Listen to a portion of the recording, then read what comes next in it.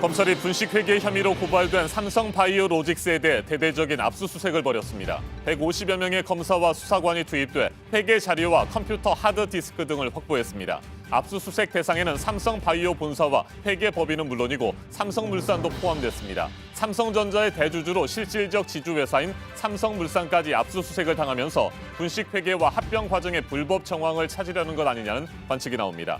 이재용 부회장 경영권 승계와 관련된 새로운 증거가 확인됐을지도 주목됩니다. 검찰 관계자는 적절한 시점에서 자료를 확보하지 못하면 진상규명이 어려워질 수 있다며 압수수색에 나선 배경을 설명했습니다. 서울 96곳을 포함해서 이상 징후가 발견된 전국의 노후 온수관 203곳에 대해 남방공사가 사고 위험이 높은 곳을 정밀 진단하고 가능한 빨리 보수 교체 작업을 하겠다고 밝혔습니다. 하지만 내년 3월까지는 점검 과정이 이어질 예정이라 올겨울 사고 가능성에 대한 우려가 커지고 있고 남방공사가 관리하지 않는 나머지 온수관들에 대한 대책도 필요하다는 지적이 나옵니다. 전직 대통령 부인을 사칭한 사기범에게 돈을 건네고 자녀들의 채용 청탁을 들어준 혐의를 받고 있는 윤장현 전 광주시장을 검찰이 재판에 넘겼습니다. 검찰은 공천을 염두에 두고 돈을 빌려준 것으로 판단하고 있지만 윤 전 시장은 대가성은 없었다고 부인하고 있습니다.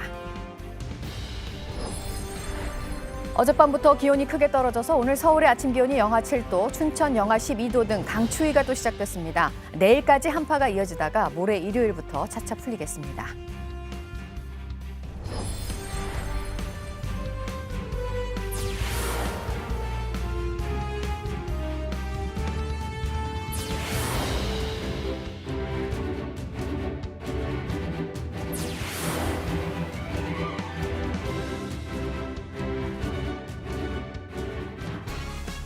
고의적인 분식 회계로 결론이 난 삼성바이오로직스에 대해 검찰이 본격적으로 수사에 나섰습니다. 어제는 삼성바이오와 자회사인 삼성바이오에피스 그리고 외부 감사를 맡은 회계법인 4곳에 대해 전격적으로 압수수색을 벌였습니다. 압수수색 대상에는 삼성물산도 포함됐습니다. 네, 이재용 삼성전자 부회장 승계 의혹에 대해서도 조사가 확대될 가능성을 얘기해주고 있는 부분인데요. 지금까지는 삼성물산에 대한 감리에 대해서 금융당국의 입장이 다소 소극적이었습니다.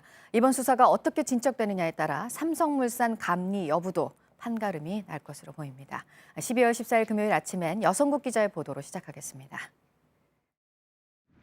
검찰이 압수수색에 나선 곳은 인천 송도에 있는 삼성바이오로직스 본사입니다. 검찰은 검사와 수사관 수십 명을 보내 밤늦게까지 압수수색을 이어갔습니다. 지난달 20일 증권선물위원회가 분식회계 혐의로 고발을 한 지 20여일 만입니다. 검찰은 동시에 삼성바이오의 자회사인 삼성바이오에피스는 물론 외부 감사를 맡은 회계법인 4곳도 함께 압수수색했습니다. 검찰 관계자는 적절한 시점에서 자료를 확보하지 못하면 진상규명이 어려워질 수 있었다며 조기에 압수수색에 나선 배경을 설명했습니다.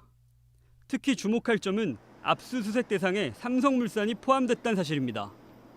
제일모직과 삼성물산은 지난 2015년 1대 0.352 비율로 합병하는데 그 결과 이재용 삼성전자 부회장이 최대 주주가 됩니다.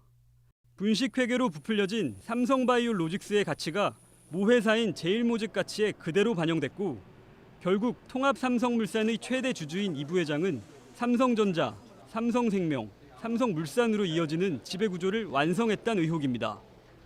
이 때문에 검찰이 압수수색을 통해 분식회계 의혹을 넘어서 합병 과정에서 불거진 이 부회장의 경영권 승계 의혹까지 들여다볼 것이란 관측이 나옵니다. JTBC 여성국입니다. 한국지역난방공사가 온수관 관리 부실을 인정하고 긴급 대책을 발표했습니다. 어제 아침에 보도해드린 대로 전국 203개 노후 온수관에서 이상 징후가 발견됐는데 절반 가까운 96곳이 서울 지역입니다. 이형 기자가 보도합니다. 한국지역난방공사는 일주일간 열화상 카메라를 통해 지표면 온도가 3도 이상 높은 지역 203곳을 골라냈습니다. 서울중앙지사가 관할하는 여의도, 상암, 반포 일부 지역과 서울 강남지사 관할 지역 등 서울만 96곳입니다. 1990년대 초에 건설된 일기 신도시, 성남시 분당구, 고양시가 그 다음으로 많고 대구도 12곳에서 이상 징후가 발견됐습니다. 이 가운데 온도가 10도 이상 높게 측정돼 당장 정밀 진단과 조치가 필요한 게 16곳입니다. 미세하게 물이 새서 배관 밸브를 교체한 고양시 한 곳을 포함해 7곳은 땅을 팠고 9곳은 구청과 협의 중입니다. 남방공사는 사고 위험이 있는 온수관을 가능한 한 빨리 전량 보수 혹은 교체하겠다고 밝혔습니다. 이상 징후가 나타난 부위나 구간에 대해 정밀 진단을 시행하고 그 결과를 토대로 19년 1월 말까지 종합적인 안전관리 대책을 마련하겠습니다. 주변과 온도차가 3도 이상 나는 곳, 즉 누수가 의심되는 203곳은 내년 1월 12일까지 정밀 진단을 실시할 계획입니다. 정밀 진단 결과 문제가 심각한 지점은 즉시 보수에 들어갑니다. 남방공사는 내년 3월까지 백석역 사고 지점과 같은 방식으로 용접한 443곳 전부 땅을 파서 살펴보고 문제가 발견될 경우 내년 안으로 보수 교체를 마칠 계획입니다. JTBC 이현입니다.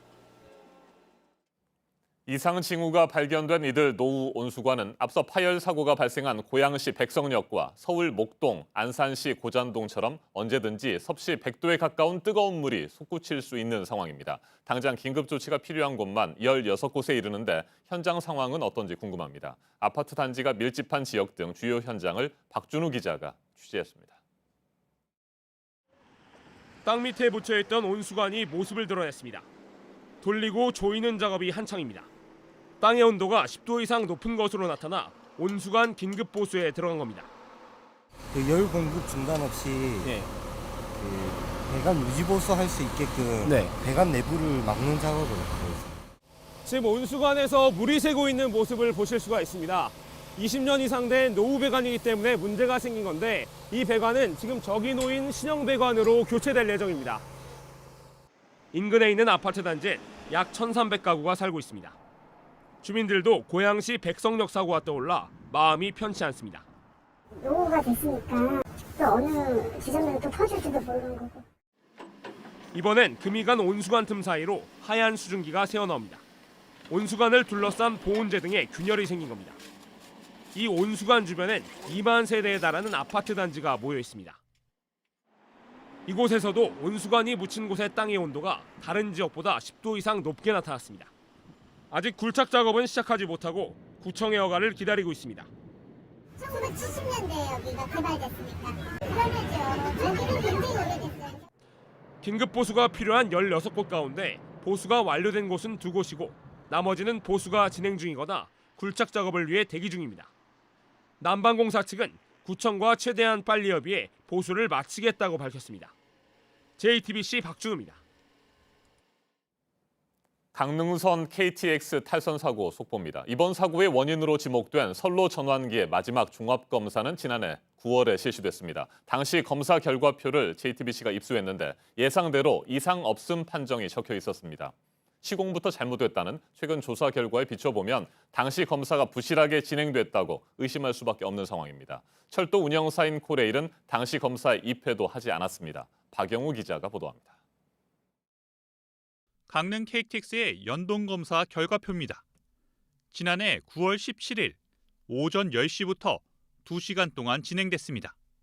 이번에 사고가 발생한 선로 전환기 위치도 보입니다.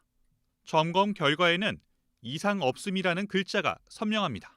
최근 사고조사위원회가 시공 때부터 케이블이 잘못 연결돼 있었다고 밝힌 것과는 대조됩니다. 현장 직원들은 부실 검사가 의심된다고 말합니다. 종합검사에선 선로 전환기 하나하나에 일부러 장애를 발생시켜 고장이 있는지 확인하는데 기초적인 오류를 잡아내지 못했다는 게 이해되지 않는다는 겁니다. 이 연동검사는 이 신호기 살려보고 죽여보고 이게 다 하는 걸 연동검사라고 하거든요. 실제로 현장 가서 확인하고 하지 않았거나. 검사는 철도시설공단과 감리회사가 진행했습니다.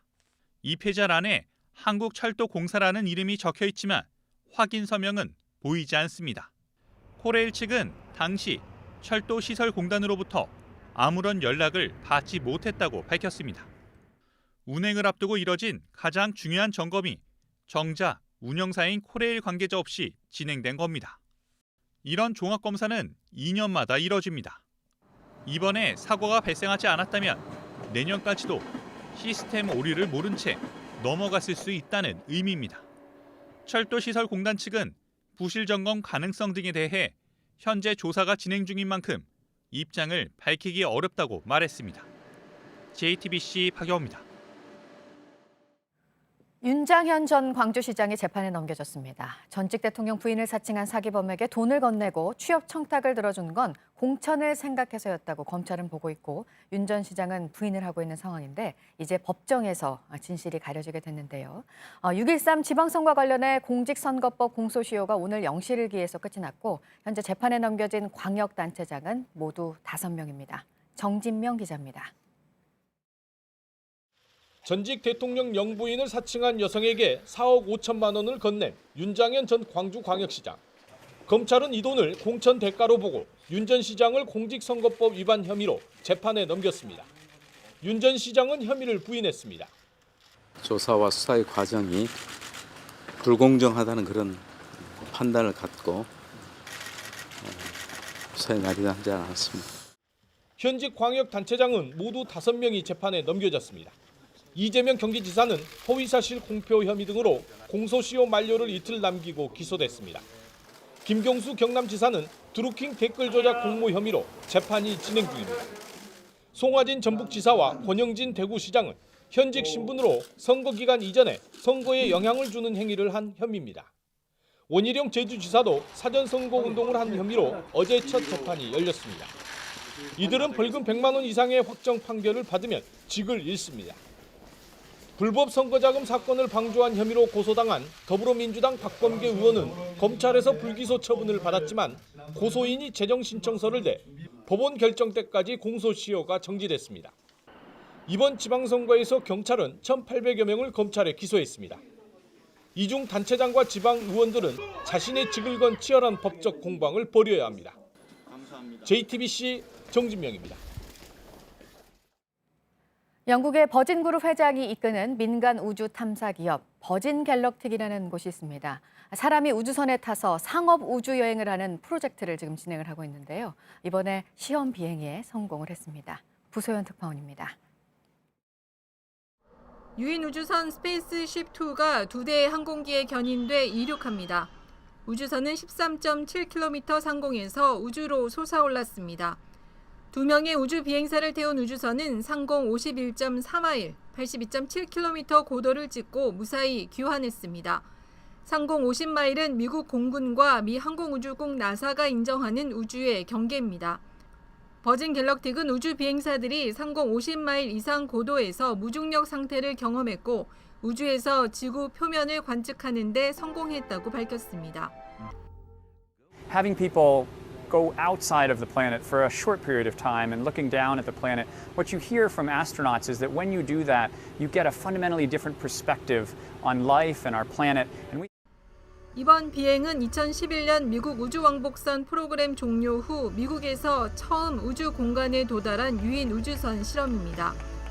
미국 언론들은 시험 비행 성공은 올해 지연되어 온 상업 우주 관광의 꿈을 향한 중요한 발걸음을 의미한다고 보도했습니다. 버진 갤럭틱은 6명이 탑승하는 유인 우주선으로 우주 여행을 하는 프로젝트를 진행 중입니다. 탑승 비용이 우리 돈 2억 8천만 원인 우주 여행에는 레오나르도 디카프리오, 저스틴 비버 등 유명인을 포함해 600여 명이 이미 신청했습니다. 로스앤젤레스에서 JTBC 부소연입니다.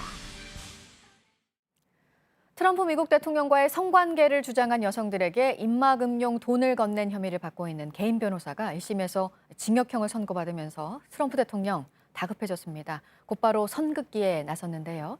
대통령 탄핵 주장이 다시 나오고 있습니다. 심재우 특파원입니다. 나는 결코 마이클 코언에게 법을 어기라고 지시하지 않았다. 트럼프 대통령이 일과를 시작하기 전 개인 변호사였던 코언과 거리를 두는 트윗부터 올렸습니다. 전날 코언이 2016년 트럼프 대선 후보 시절 그를 대신해 여성 2명에게 입막음용 돈을 지급하고 의회에서 위증을 했다는 혐의로 1심에서 징역 3년형을 선고받은 데 대한 해명입니다. 전날 선고 결과가 나온 직후 대통령 전용기 안에서도 트럼프 대통령은 코언과 확실한 선긋기로 일관했습니다.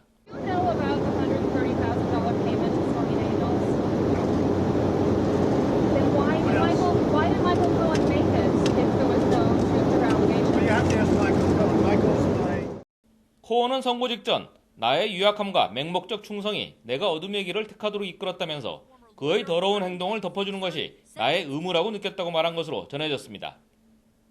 코언은 포르노 배우 출신 스토미 데니얼스와 성인 잡지 모델 출신 캐런 맥두걸에게 각각 13만 달러와 15만 달러를 전달하는 데 관여했습니다. 코언은 로버트 뮬러 특검에 협조하면서 양형 기준인 징역 4, 5년보다 낮은 형을 선고받았습니다. 이에 따라 내년부터 하원 내 다수당으로 등극하는 민주당 내에서 트럼프 대통령에 대한 탄핵 주장이 다시 나오고 있습니다. 트럼프 대통령은 하원에서 탄핵되더라도 공화당이 다수당인 상원에서는 탄핵안이 통과되지 않을 것을 확신하고 있는 것으로 전해집니다. 뉴욕에서 JTBC 심조우입니다. 이번에는 오늘 아침 체크해봐야 할 뉴스들을 분야별로 살펴보겠습니다. 먼저 정치 분야입니다. 청와대가 어제 정의용 국가안보실장 주재로 국가안전보장회의 NSC 상임위원회를 열고 감시초소, 지피, 시범철수 등 남북 군사 합의 이행 상황에 대해 점검했습니다. 남북 간 국제항공로 신설 방안에 대해서도 논의한 것으로 전해졌습니다. 연동형 비례대표제 도입을 촉구하면서 야 3당이 농성을 이어가고 있는 가운데 오늘 문희상 국회의장과 여야 5당 원내대표들이 만나서 전국 현안을 논의합니다. 나경원 의원이 자유한국당 원내대표로 선출된 뒤 처음 모이는 자리입니다. 선거제도 개편과 12월 임시국회 소집 등에 대해 의견 교환이 이루어질 것으로 보입니다. 우리 군이 어제부터 독도 인근 해상에서 독도 방어를 위한 정례 훈련을 진행하고 있습니다. 오늘까지 이틀 동안 실시됩니다. 일본 정부는 이번에도 훈련 중지를 요구하면서 강하게 항의했습니다. GM이 우리 정부에 이제 받기로 돼 있는 돈 8,100억 원가량 가운데 절반은 이미 집행이 됐고 하지만 나머지는 법인 분리 문제를 둘러싼 갈등으로 집행 연기 얘기가 있었는데요. 예정대로 받게 됐습니다. 한국GM 이대주주 산업은행이 오는 26일 추가 지원을 하기로 했습니다. 한국GM의 10년 유지를 조건으로 합의가 된 사항이었습니다. 현대차그룹이 중소 부품 협력사들을 지원하기 위해서 내년부터 5년 동안 1조 6,700여억 원 규모의 상생 협력 프로그램을 마련했습니다. 협력사의 부품 연구 관련 투자비를 조기 지급하고 미래 성장 펀드도 새로 조성을 합니다. 카풀 서비스 도입에 반대하면서 택시기사가 분신 사망하면서 갈등이 커지고 있는 가운데 결국 카카오 측이 다음 주 월요일부터 하려던 정식 서비스를 연기했습니다. 이미 시작이 된 일부 사용자들 대상으로 한 시험 서비스는 계속하기로 했습니다. 계속해서 사회 분야 뉴스입니다. 조선대학교가 수시 모집 불합격자 78명을 합격자로 잘못 발표해 비판을 받고 있습니다. 실기 점수를 반영하는 일부 학과에서 프로그램에 오류가 발생해 착오가 생겼다고 해명하고 사과했지만 당락이 뒤바뀐 학생과 학부모들로부터 거센 항의를 받았습니다. 직원 채용 비리와 정치자금법 위반 등의 혐의로 경찰 수사를 받아온 오현드 국기원장이 어제 구속됐습니다. 지난달 오대영 사무총장이 같은 혐의로 구속된 데 이어 어제 오 원장까지 구속되면서 세계 태권도 본부를 차임해온 국기원 운영에 비상이 걸렸습니다. 오늘 새벽 0시 12분쯤 전남 여수시 오동도 앞바다에서 기름을 공급받던 만톤급 선박에서 벙커 시유가 유출됐습니다. 해경이 선원들을 상대로 정확한 사고 경위와 기름 유출량을 조사하고 해상 오염 상태도 확인할 방침입니다. 어제 있었던 서울 옥션의 창립 20주년 경매에서 화제가 됐던 작품들이 대부분 유찰이 됐습니다. 이중섭, 천경자, 김한기 화백의 수십억 원대 수작들입니다. 또 국내 경매에 처음으로 등장한 세계 3대 명품 바이올린 스트라디바리의 출품은 결국 취소가 됐습니다. 경남 함안에서 아라 가야 시대에 만들어진 것으로 보이는 대형 가마터와 토기 폐기장이 나왔습니다. 지금까지 발견된 가마터보다 규모가 월등히 크고 계단도 처음으로 확인이 됐습니다. 올 한 해 동안 가장 뛰어난 활약을 한 탤런트를 묻는 한국갤럽의 조사 결과 드라마 미스터 선샤인의 주인공 이병헌, 김태리 씨가 1, 2위를 했습니다. 밥 잘 사주는 예쁜 누나의 정혜인 씨가 3위, 손예진 씨가 5위였습니다. 4위는 박보검 씨였습니다. 문재인 대통령이 오늘 차관급 교체 인사를 단행할 것으로 보입니다. 인사 대상자 수가 두 자릿수인 대규모 인사가 될 것으로 예상이 되는데요. 경제사령탑 홍남기 부총리가 취임하면서 이후 조직 안정을 위한 인사로 해석이 되고 있습니다. 난민 신청을 한 예멘인 가운데 지난 10월에 심사가 보류됐던 85명에 대한 최종 심사 결과가 오늘 발표가 됩니다. 그런데 제주출입국청이 오늘 발표에 주요한 내용이 포함이 되어 있다고 밝혔습니다.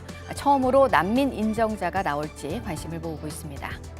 박근혜 정부 청와대 홍보수석 재직 당시 KBS의 세월호 보도에 개입한 혐의를 받고 있는 이정현 의원, 오늘 1심 선고가 나옵니다. 검찰은 방송 자유와 독립을 침해했다며 징역 1년을 구형했습니다.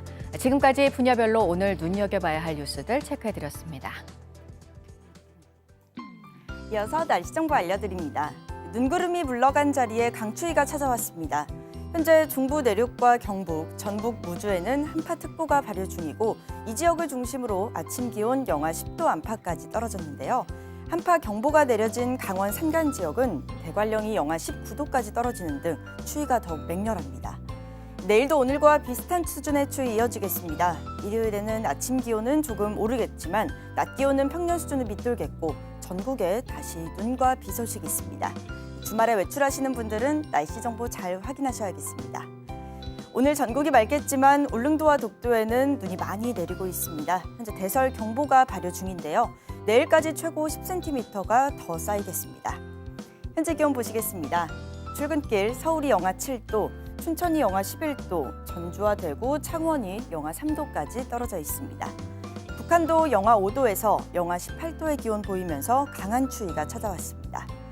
오늘 낮 기온 서울이 1도, 광주와 대구가 5도에 그치면서 평년 기온을 3도가량 밑돌면서 종일 추위가 이어지겠습니다.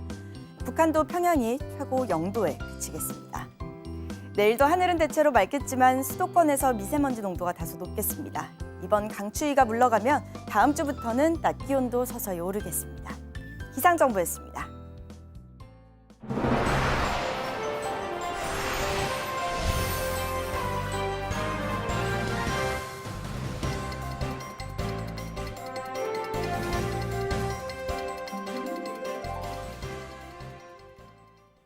어제 새벽 서울 강남 설릉역 인근에서 20대 여성이 다른 20대 여성을 흉기로 찔렀습니다. 온라인 게임을 함께하면서 알게 된 두 사람이 처음 만난 직후 사건이 발생했습니다. 황예린 기자가 보도합니다. 대로변에서 두 여성이 뒤엉킵니다. 한 여성이 길 위로 쓰러졌는데도 다른 여성은 계속 공격합니다. 인근에 있던 피해자 일행이 거리를 두며 물러섭니다.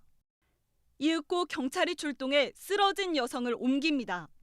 어제 새벽 2시 10분쯤 서울 강남구 선릉역 주변에서 23살 A씨가 21살 B씨에게 흉기를 휘둘렀습니다. 경찰은 가해자 A씨를 현장에서 체포했습니다. 흉기로 등과 배를 수차례 찔린 피해 여성은 수술을 마치고 회복 중인 것으로 알려졌습니다. 경찰 조사 결과 두 사람은 3년 전 온라인 게임을 함께하며 알게 됐고 직접 만난 것은 어제가 처음이었습니다. 그동안 남성 행세를 하던 가해자 A씨와 메시지를 주고받아온 피해 여성이 상대가 여성인 것을 알고 화를 낸 뒤 다툼이 시작된 것으로 전해졌습니다. 경찰은 A씨를 살인미수 혐의로 입건하고 범행을 미리 계획했는지에 대해서도 추가 조사할 예정입니다. JTBC 황예린입니다. 지난해 일회용 생리대에서 발암 물질인 휘발성 유기화합 물질이 나와 논란이었죠. 식약처가 지금 팔리고 있는 생리대들을 다시 점검해서 문제가 없다고 다시 한번 결론 내렸습니다. 하지만 시민단체들은 반발합니다. 검사 기준부터 받아들이기 어렵다는 겁니다. 이상화 기자입니다. 식약처가 시중에 팔리고 있는 생리대, 팬티 라이너, 탐폰 등 297개 제품에 대해 휘발성 유기화합물과 농약 성분 등을 살펴봤습니다. 조사 결과 인체에 유해할 수준의 검출량은 없었다고 밝혔습니다. 지난해 검사 결과와 비슷했습니다. 이번엔 푸탈레이트와 비스페놀도 검사했는데 역시 검출되지 않거나 유해하지 않은 것으로 나왔습니다. 모니터링은 식약처와 국내 생리대 제조업체 5곳으로 구성된 정례 협의체에서 실시했습니다. 시민단체들은 정례 협의체에 제조업체가 포함된 데 대해 식약처가 규제 기능을 포기한 거 아니냐며 비판하고 있습니다. 검사 방법도 문제 삼고 있습니다. 생리대는 몸에 밀착한 제품으로 여러 화학물질이 복합적으로 영향을 미칩니다. 임상시험까지 포함해 종합적인 인체 영향을 파악해야 하는데 이렇게 특정 화학물질들을 따로따로 검사해선 인체 유해 여부를 가리기 어렵다는 겁니다. 또 환경부가 생리대 건강 영향 조사 결과를 조만간 발표할 예정인데 식약처가 유해성 조사 결과를 조율 없이 먼저 발표한 것도 논란거리입니다. 환경부 결과에 상관없이 생리대 안전성에 아무런 문제가 없는 것처럼 왜곡될 수 있다는 지적입니다. JTBC 이상화입니다. 아이들 장래 희망으로 그동안 교사가 부동의 일이었죠. 하지만 올해는 10년 만에 운동선수로 바뀌었습니다. 또 많은 아이들이 인터넷 개인 방송 진행자나 뷰티 디자이너를 꿈꾸고 있는 것으로 나왔습니다. 오효정 기자입니다. 여기 운동선수가 꾸민 친구 있어요? 성우미처럼 골을 많이 넣고 싶어서 운동선수를 하고 싶어요. 올해 초등학교 희망직업 1위는 운동선수가 차지했습니다. 10년간 1위였던 교사를 제친 겁니다. 교육부가 발표한 희망직업 순위를 살펴보니 재밌는 변화들이 눈에 띄었습니다. 이렇게 유튜브에서 개인 방송을 진행하는 유튜버가 초등학교 희망직업 5위에 등극한 겁니다. 과거에 뭐 사자 들어간 직업 그리고 뭐 연예인 이런 것들을 꿈꿨던 것처럼 어떤 영향력 있는 직업에 대한 소구 이런 것으로서 이제 유튜버라는 직업에 대한 선호가 중고등학생들에겐 뷰티 디자이너가 강세였습니다. 헤어 디자이너, 메이크업 아티스트, 네일 아티스트 등을 포함한 뷰티 디자이너는 고등학생이 4번째로 중학생이 6번째로 선호하는 직업이었습니다. 선호 직업이 세분화, 구체화되는 경향도 나타났습니다. 과학자와 엔지니어뿐이던 이공계열 직업은 화학, 생명과학, 컴퓨터공학 등으로 나뉘었고 의료 관련 직업도 의사, 간호사, 치위생사 등으로 구체적이었습니다. 고등학생들에게 공무원은 지난해에 비해 3계단 오른 10위로 나타났습니다. JTBC 오효정입니다. 붕괴 위험 진단을 받은 서울 삼성동의 15층짜리 오피스텔 대종빌딩에서 입주민들이 빠져나갔습니다. 그런데 출입이 제한된 어제도 일부 입주민들은 구청의 허가를 받아서 짐을 뺐습니다. 빌딩 인근에서는 만일의 사태에 대비해 경찰과 소방대원들이 대기하고 있습니다. 구청은 건물주들과 긴급 안전진단 논의를 계속하고 있습니다. 조민준 기자가 보도합니다. 빌딩 앞엔 안으로 들어가지 못하게 노란 출입 통제선이 쳐졌습니다. 경찰과 소방대원들도 비상사태에 대비해 대기 중입니다. 하지만 어제도 미처 짐을 빼지 못한 입주민들의 출입이 이루어졌습니다. 입주업체 79곳 중 약 30곳만 완전히 이사한 것으로 전해졌습니다. 입주민들의 불만은 이어졌습니다. 인테리어 비서부터 주소 이전하는데 나는 1,000만 원 이상 들어가요. 이사비 10원도 없이 혜택도 없이 수도 전기료까지 다 정산해서 나머지가 갖고 나가라. 100여 명의 건물주는 대표단을 구성해 강남구청과 보건공사와 정밀 안전진단 협의에 나섰습니다. 구는 일단 지하 1층부터 지상 4층까지 건물을 받치는 지지대를 설치해 긴급 보강공사에 나섰습니다. 사무실을 구하지 못한 입주자들에겐 인근 보건소와 주민센터 등을 임시로 제공할 예정입니다. 지어진 지 27년 된 대종 빌딩은 지난 11일 긴급 진단 결과 붕괴 위험인 2등급으로 판정돼 출입이 제한됐습니다. JTBC 조민주입니다. 서울 삼성동의 대종빌딩은 긴급 안전진단 결과 사용을 중지해야 하는 2등급 판정을 받았습니다. 이처럼 2등급을 받은 건물은 서울에만 13곳이나 더 있습니다. 일부 건물에서는 주민과 상인들이 아직까지도 생활하고 있습니다. 서효정 기자가 취재했습니다. 복도 천장이 배가 나온 것처럼 부풀었습니다. 벽 곳곳엔 금이가 있습니다. 50여 세대가 살고 있는 서울 영등포의 3층짜리 아파트입니다. 한쪽 방문은 닫히지 않고 다른 방문은 혼자 열립니다. 건물이 기울어 붕괴 조짐을 보일 때의 증상입니다. 큰 에어컨이가 뭐 있죠? 방바닥에 물려 지나가면 지금 흔들흔들 조금 하니까. 이 아파트는 서울시의 안전진단 평가에서 위험해 사용을 중지해야 한다는 2등급 판정을 받았습니다. 하지만 주민 대피가 바로 이루어지는 건 아닙니다.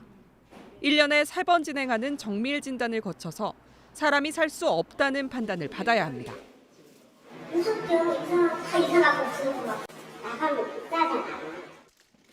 집은 곳곳이 사라져 빛이 그대로 들어옵니다. 천장 콘크리트도 떨어져 철근이 드러났습니다. 지난 1968년 지어진 서대문구의 시장인데 역시 2등급을 받았습니다. 이렇게 시장 안쪽엔 주민들이 지나다니고 상인들도 또 장사를 하고 있는 상황입니다. 곳곳이 낡고 좀 위험해 보이는데요. 위를 보시면 이렇게 위에 달려있는 철문이 바람에 따라서 열렸다 닫혔다 하면서 위태롭게 움직이고 있고 또 지붕은 또 슬레이트로 겹겹이 이렇게 되어 있는데 많이 낡은 상황입니다. 언제 무너질지 모르는 걱정이 되는 상황입니다. 이쪽을 보시면 실제로 지난달에 이렇게 지붕이 무너져 내리는 사고도 있었습니다. 눈 무게 때문에.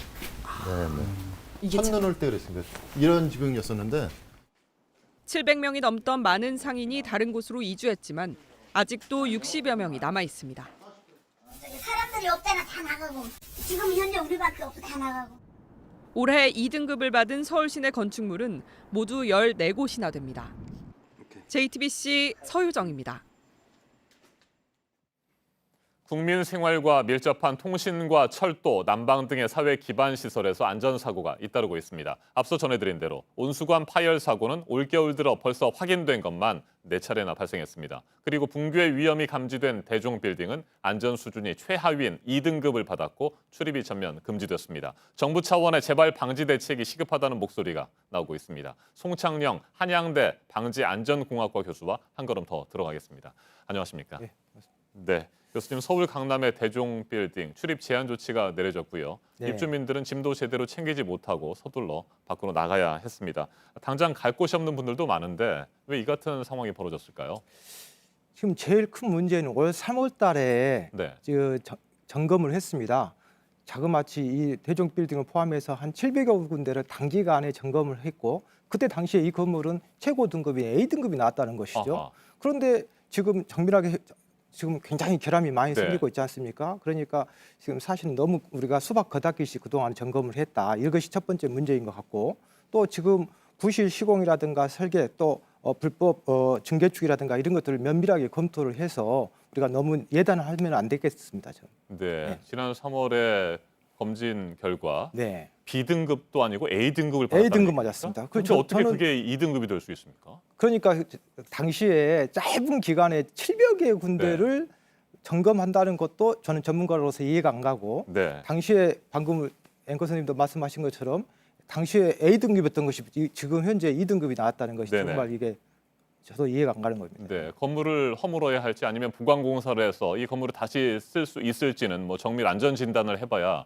알 수 있겠습니다만 저희가 생각하기에는 붕괴 위험이 있는 2등급이라고 한다면 당장 철거를 해야 하지 않나 이런 생각이 드는데 어떻게 보십니까? 지금 언론을 보니까 뭐 노후화에 기인한 건물이다 이렇게 네. 얘기하는데 1991년도에 준공된 건물로 노후화에 기인한 안전 문제는 저는 아니라고 봅니다. 아하. 그 오래된 건물도 많이 있거든요. 저는 이런 것들을 좀 면밀하게 검토를 해야 되고 문제는 지금 각 층마다 실마다 건축조가 다 틀려가지고 113명이랍니다. 네네. 그러다 보니까 지금 이걸 빨리 진단을 해야 되고 보수 보강을 해야 되는데 그 비용 때문에 지금 계속 지연되고 있는 거거든요. 네네. 여기서 우리가 정확하게 얘기해 줘야 될 것은 내 담장이 넘어지면 내가 고치는 것이지 다른 사람 구청이 국가가 해주는 것은 아니지 않습니까? 그렇죠. 빠른 시간 내에 이 건축도들이 의견을 모아서 해야 되고 만약 그렇게 하지 못했었을 때는 재난관리 기금이라는 게 있습니다. 그래서 네. 재난관리 기금으로 강제적으로 진단을 하고 나중에 추가 징수를 하는 이런 대책을 세워야 될 것 같습니다. 네, 말씀하신 대로 1991년에 준공이 됐으니까 네. 뭐 건물이 노후돼서 그랬다라고 보기는 안 그렇습니다. 될 것 같고 예. 아예 뭐 부실 시공이 이루어졌을 가능성이 높다고 보면 될까요? 제가 확인 안 해봤지만 부실 시공도 큰 것 같고 네. 그 불법 증개축이 좀 있는 것 같습니다. 아하. 예. 예, 그 부분에 대해서는 뭐 계속 확인을 해봐야 네네네, 정확한 그렇습니다. 결과가 나올 수 있을 것 같고요. 자, 대종 빌딩처럼 2등급을 판정받은 이 네. 건물들이 이곳 말고도 서울에 13곳이나 더 있다는 것 아니겠습니까? 네. 네.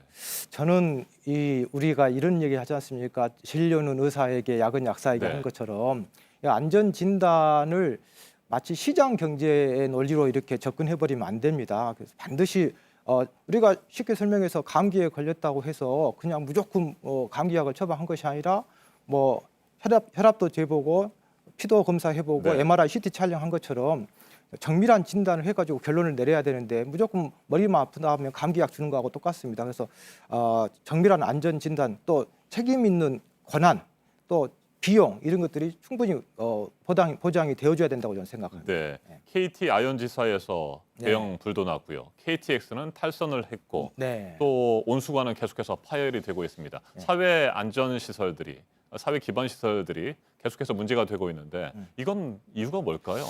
이유가 뭔가가 아니고요. 네. 우리 굉장히 지금 중요한 질문을 하셨는데 우리 사회가 지금 잘못 생각하고 있는 것이 독일의 사회학자 올리백 선생이라고 재난 전문가가 네. 뭐라고 하셨냐면 현대 사회는 그 굉장히 위험 사회다. 좀 더 쉽게 설명하면 우리 사회가 과학화가 되고 고도화되고 도시화가 되면 될수록 그거에 비례해서 복잡 다양하고 불확실성에 기인한 특수한 재난들이 굉장히 빈번해지고 그것이 심각해지고 그것이 대규모로 발생된다라고 하거든요.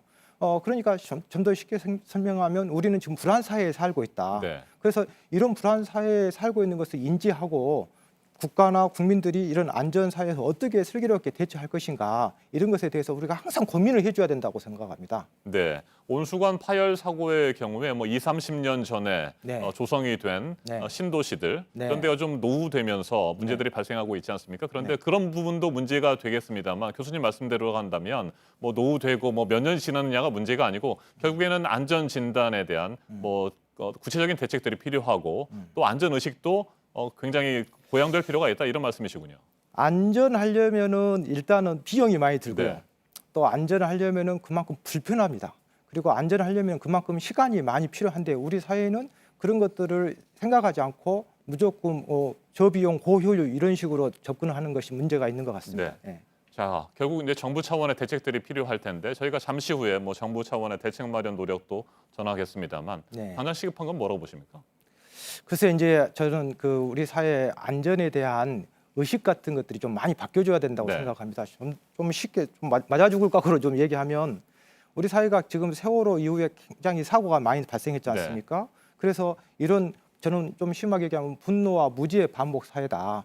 재난이 생기면 굉장히 분노하고 그런 분노했으면 우리가 재난을 제대로 알아야 되는데 자꾸 그것을 잃어버리고 그것을 학습하고 교훈을 받지 못해서 그런 재난이 생기지 않도록 노력을 해야 네. 되는데 저는 이런 무지와 분노의 반복 사회가 문제라고 생각합니다. 무슨 큰 대형 안전사고가 발생하면 네. 정말 뭐 다들 이건 문제다라고 심각하게 생각하지만 금방 잊어버린다는 그렇습니다. 말씀이시군요. 앞다투어서 우리가 경주 지진이 발생하고 1년 2개월 만에 포항에서 지진이 발생했지 네. 않습니까? 그런데 또다시 그냥 처음 지진이 발생한 것처럼 우왕좌왕했지 않습니까?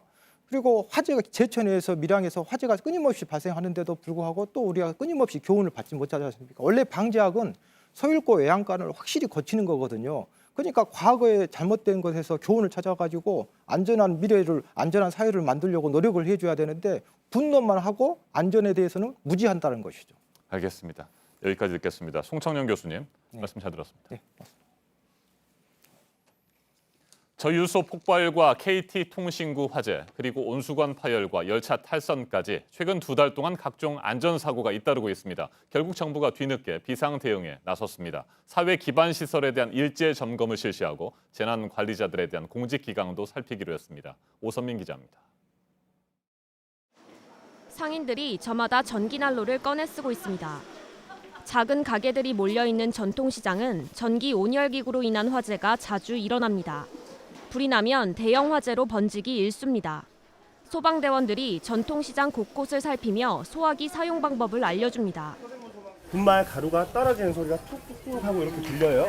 이렇게 들어보시면 과감하게 잡아당기시고 빗자루 쓸듯이 이렇게 해주시면 됩니다. 비상소화전에서 호스를 꺼내 확인하고 화재 탐지 설비가 제대로 작동하는지도 살펴봅니다. 정상적으로 작동 가능한 상태입니다. 최근 통신, 철도 등 일상생활에 꼭 필요한 사회 기반 시설에서 사고가 잇따르자 정부가 비상점검에 나섰습니다. 점검 대상은 8, 90년대 설치된 오래된 사회 기반 시설로 지하에 묻혀있는 열 수송관, 가스 배관과 철도, 금융 시스템, 원자력 발전 시설 등입니다. 감사원에서는 각종 재난안전사고를 막기 위해 어제부터 한 달간 공직기강 특별 점검에도 나섭니다. 발전소, 항만, 철도 등 국가 주요 시설 근무자들의 안전관리 실태와 긴급 출동 태세 등을 불시에 점검할 계획입니다. JTBC 오선민입니다. 남북 철도와 도로 연결 착공식이 연내에 열립니다. 이달 마지막 주 오는 26일로 날짜가 정했습니다. 하지만 착공식 이후 바로 공사를 할 수 있을지는 대북 제재가 걸려 있는 문제라서 내년 초에 있을 예정이라는 북미 정상회담에서 진전이 나오느냐에 달려 있다는 관측입니다. 김태영 기자입니다. 남과 북은 올해 안에 동서해선 철도와 도로 연결을 위한 착공식을 가질 것입니다. 남북철도 도로 연결 및 현대화 착공식이 당초 계획대로 올해 안에 열리게 됐습니다. 착공식은 오는 26일 개성 판문역에서 열립니다. 남북 양측이 100명씩 참석하며 구체적인 사항은 남북 공동연락사무소를 통해 협의하기로 했습니다. 남북은 착공식에 앞서 북측 지역에 대한 실태조사를 마무리할 계획입니다. 경의선 지역의 철도와 도로 공동조사는 이미 끝났고 현재 함경북도 지역에서 진행 중인 동해선 철도 조사는 오는 17일 끝납니다. 남북이 아직 시작을 못한 동해선 도로 조사 역시 착공식 전에 마치는 게 목표입니다. 남북이 착공식을 하더라도 곧바로 공사를 할 수 있는 건 아닙니다. 당장은 대북 제재로 인해 공사를 위한 돈과 장비 투입이 불가능하기 때문입니다. 내년 초로 예고된 2차 북미 정상회담에서 비핵화와 대북 제재 완화가 어느 정도 진전을 보이느냐가 관건이 될 전망입니다. JTBC 김태영입니다. 보신 것처럼 남북 철도 도로 연결 공사도 이 북미 관계와 연계를 해서 생각할 부분이고 또 하나 이산가족 화상 상봉 문제도 장비 때문에 대북 제재를 따져야 하는데요. 지난주 한미 워킹그룹 회의에서 이 얘기가 나왔는데 미국이 긍정적인 반응을 보인 것으로 전해졌습니다. 김소연 기자입니다. 정부 소식통은 지난 7일 열린 한미 워킹그룹 화상회의에서 이산가족의 화상 상봉이 논의됐다고 전했습니다. 겨울철 고령 이산가족의 거동이 쉽지 않은 점을 들어 우리 측이 인도주의 원칙을 적용하자고 제안했고 미국 측도 긍정적인 반응을 보였다는 겁니다. 화상 상봉은 필요한 장비를 북측으로 들여가야 하는데 장비 반입이 제재 대상이어서 그동안 금지되어 왔습니다. 남북 간 고화질 영상을 주고받을 수 있는 통신선과 모니터 등입니다. 최근 정부의 긍정적 전망도 미국 측 입장이 반영된 걸로 알려졌습니다. 화상상봉, 영상편지 교환, 내년 초부터는 아마 시작이 될 수 있을 것으로 기대를 하고 있습니다. 박경서 적십자사 회장도 오는 20일 전후 비건 미 대북정책 특별대표가 방한하면 관련 문제가 해결될 것이라고 전망했습니다. 정부는 아직 결론이 난 건 아니지만 논의가 예정대로 진행 중이라고 밝혔습니다. JTBC 김소현입니다. 이산가족들이 화상으로 만나는 게 마지막으로 이루어졌던 게 지난 2007년이어서 이번에 성사가 된다면 11년 만입니다. 현재 만들어진 2만 편이 넘는 영상 편지도 모두 전달이 될 것으로 예상됩니다. 이어서 박현주 기자입니다. 화면 속에 형을 향해 큰 절을 올리고 외삼촌과 이모의 얼굴을 보고선 눈물을 감추지 못합니다. 지난 2005년부터 2007년까지 7차례에 걸쳐 이루어진 이산가족 화상상봉 모습입니다. 화상상봉실은 서울 대한적십자사 본사를 비롯해 총 13곳에 마련됐습니다. 당시 평양 고려 호텔의 10개 상봉실과 이어졌습니다. 대한적십자사 관계자는 화상상봉이 이루어진다면 오전, 오후로 2차례씩 하루에 총 40가족 정도씩 상봉이 가능할 것이라고 설명했습니다. 이산가족들의 영상편지도 내년 초에는 전달될 걸로 보입니다. 올해 제작한 1,500편을 포함해 모두 2만여 편에 이릅니다. 돌아온다고 그렇게 떨어졌어. 빈농사는 노랗게 다 익었는데 떨어져서 있다가서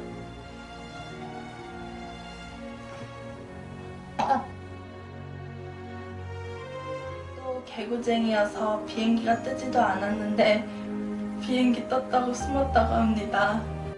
JTBC 박현주입니다. 지난 가을에 평양에 간 문재인 대통령 전용기가 대북 제재 대상이라서 미 당국의 허가를 받고 뉴욕에 갔다는 언론 보도에 대해서 청와대가 반박을 했습니다. 사실관계 확인이 안 된 오보라고 밝혔습니다. 심수미 기자입니다. 지난해 트럼프 대통령이 발표한 대북 제재 행정명령입니다. 북한을 다녀온 항공기는 180일간 미국에 입국할 수 없다고 적혀 있습니다.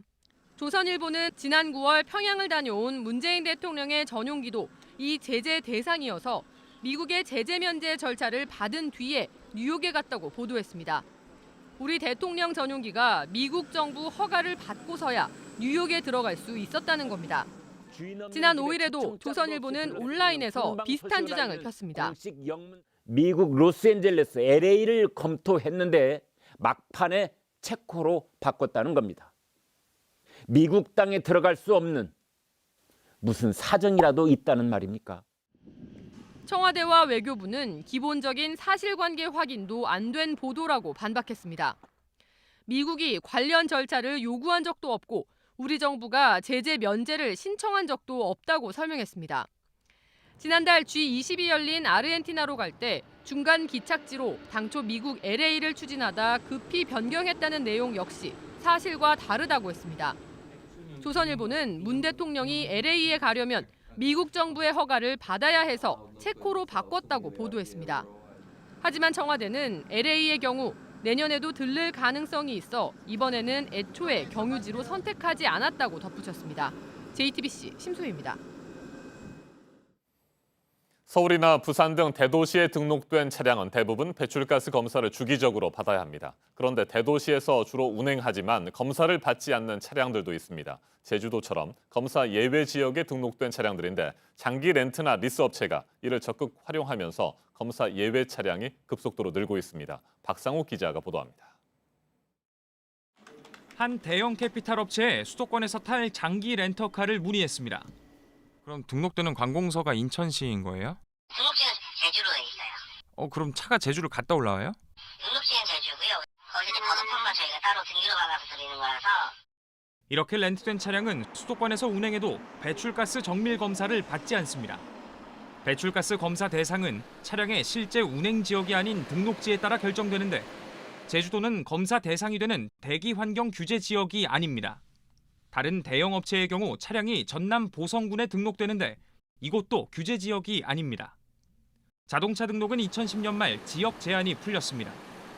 여기에 최근 들어 개인들도 차량을 구매하지 않고 렌트나 리스에 쓰는 비율이 급증하면서 대도시 차량 중 검사를 받지 않는 차량도 덩달아 늘고 있습니다. 특히 리스 차량의 경우 대여 기간이 끝난 뒤 개인 명의로 이전해도 번호판을 교체할 필요가 없어 폐차 때까지 검사 열애는 계속됩니다. 수도권 등 대도시에서 미세먼지를 감축하기 위해 도심 진입 제한 등 각종 대책을 내놓고 있지만 한켠에선 구멍이 여전합니다. JTBC 박상욱입니다. 정부와 자치단체 한쪽에서는 미세먼지를 어떻게든지 줄여보겠다며 각종 대책을 내놓고 있죠. 노후 경유차의 서울 도심 진입을 막는 조치 등입니다. 그런데 다른 한쪽을 보면 앞서 전해드린 것처럼 미세먼지 배출 차량 단속에 큰 구멍이 뚫려 있습니다. 이뿐만 아니라 미세먼지 배출량이 경유차에 비해 최소 10배가 넘는 대부분의 건설 기계는 아예 배출가스 검사 사각지대에 놓여 있습니다. 취재 기자와 좀 더 자세하게 짚어보겠습니다. 안태훈 기자. 먼저 배출가스 검사 예외 지역에 차량을 등록하고 운행은 다른 지역에서 하면서 발생하는 문제점들부터 살펴보죠. 시스템이 현재 어떻길래 이처럼 렌터카 업체들이 허점을 악용하고 있습니까? 일단 자동차 검사를 크게 분류해 보면 종합 검사랑 정기 검사가 있습니다. 네. 그런데 이 종합 검사 과정에서 배출가스 정밀 검사를 실시하는 건데 사업용은 출고 2년 뒤 받기 시작해서 매년 받아야 하고요. 비사업용은 출고 4년 뒤부터 2년마다 받습니다. 그런데 모두 다 검사를 받는 건 아닙니다. 수도권과 부산, 대구, 광양만권 등 4개 권역과 인구 50만 명 이상 도시에 등록된 차량이 그 대상입니다. 대체로 대기 오염이 우려되는 곳에 오염물질 배출을 줄여보자는 취지입니다. 자, 그와 같은 취지라면 당연히 운행지를 기준으로 해야 할 텐데 등록지를 기준으로 하면서 문제가 시작되는 것 아닙니까? 네, 관련법을 좀 짚어보겠습니다. 국토교통부의 자동차관리법과 환경부의 대기환경보전법 사이의 틈에서 이 문제가 비롯됐다라고 볼 수가 있습니다. 2010년 말 전국 자동차 등록제가 시행되면서 소유자의 주민등록지가 아니어도 전국 어디서든 자동차 등록이 가능해졌습니다. 이때부터 배출가스 검사의 대상지는 사실상 의미가 없어지기 시작했습니다. 그동안 인구 변화를 반영해서 대기환경보전법상 대상지를 늘려오긴 했지만 등록지를 기준으로 하는 것은 바뀌지가 않았습니다. 과거에는 차량을 개인이 직접 구매하는 경우가 많았고요. 멀리까지 가서 번호판을 받는 게 번거롭기 때문에 그동안은 문제가 두드러지지 않았던 것입니다. 그런데 특히 요즘에 와서 자동차 구입 패턴이 장기 렌트나 리스로 바뀌면서 이 문제가 수면 위로 떠오르게 된 것입니다. 네, 자동차를 구입하는 운전자들의 성향 최근 얼마나 크게 바뀌고 있습니까? 네, 렌터카의 신규 등록 대수부터 좀 짚어보면 알 것 같습니다. 2010년 1,500여 대에 불과했습니다. 그러나 지난해엔 20만 대가 넘었습니다. 10년도 채 안 된 기간에 100배 이상으로 늘어난 것입니다. 자동차 리스 금융 규모 역시 같은 기간에 2배로 늘었습니다. 여기에 일부 지자체가 부족한 세수를 확보하기 위해서 인센티브를 주면서 이런 업체들을 적극적으로 유치했습니다. 실제 제주도는 2011년 현대캐피탈을 유치할 당시 취득세율을 2%로 낮췄습니다. 이후 세율을 되돌리긴 했습니다만 여러 유치 노력으로 올해 제주도의 등록 차량 중 30% 정도는 제주 땅을 한 번도 밟지 않은 것으로 파악됐습니다. 전남 보성도 28만 제곱미터를 영업용 렌터카 차고지로 확보하는 등 렌터카 업체 유치에 공을 들였습니다. 네, 운전자들이 차량 등록을 선호하는 지역의 경우는 당연히 세금 수입이 늘어나니까 좋아하겠죠. 반면에 운행만 하는 지역에서는 배출가스나 미세먼지를 더 많이 마셔야 되는 상황이 되니까 주민들이 여러 가지 어려움들이 있을 텐데 대안은 없습니까? 어떻게 보면 대안은 간단합니다. 그러니까 운행지로 검사 대상을 바꾸는 것입니다. 그런데 이 방법은 대기환경보전법만 그렇게 개정해서는 어렵습니다. 준비된 사진을 보시겠습니다. 네, 수도권에서 운행하는 개인 자가용과 장기 렌트카의 자동차 등록증입니다. 자가용은 소유자의 주소와 사용 본거지 모두 서울이지만 렌터카는 사용 본거지가 전남 보성군으로 돼 있습니다. 보성에도 해당 렌터카 업체의 사무실이 있기 때문입니다. 계약자의 실거주지를 일일이 파악하지 않는 한 주로 운행하는 장소를 파악하기 곤란한 구조입니다. 이 때문에 시행령을 개정해서 인구 기준엔 맞지 않더라도 차량 등록 대수가 많은 곳을 배출가스 검사 대상에 포함시키거나 미세먼지가 워낙 심각한 문제로 인식되고 있으니까 이제는 국민 건강을 생각해서 전국 모든 곳에 동일한 기준을 적용하는 것도 대안으로 거론되고 있습니다. 네, 한 가지만 더 살펴보죠. 지난 10월 국정감사 때도 지적된 내용입니다. 건설기계 배출가스 문제도 심각한 상황인데 아직까지도 대부분의 건설기계는 배출가스 검사를 받지 않고 있습니까? 네, 그렇습니다. 그리고 또 큰 문제는 네. 국내에 등록된 이 건설기계만 50만 대가 넘습니다. 이 가운데 덤프트럭과 레미콘 등 일부만 배출가스 검사를 받고 나머지는 검사 자체를 받지 않아도 되는 차량으로 분류돼 있습니다. 전체의 81%가 이에 해당합니다.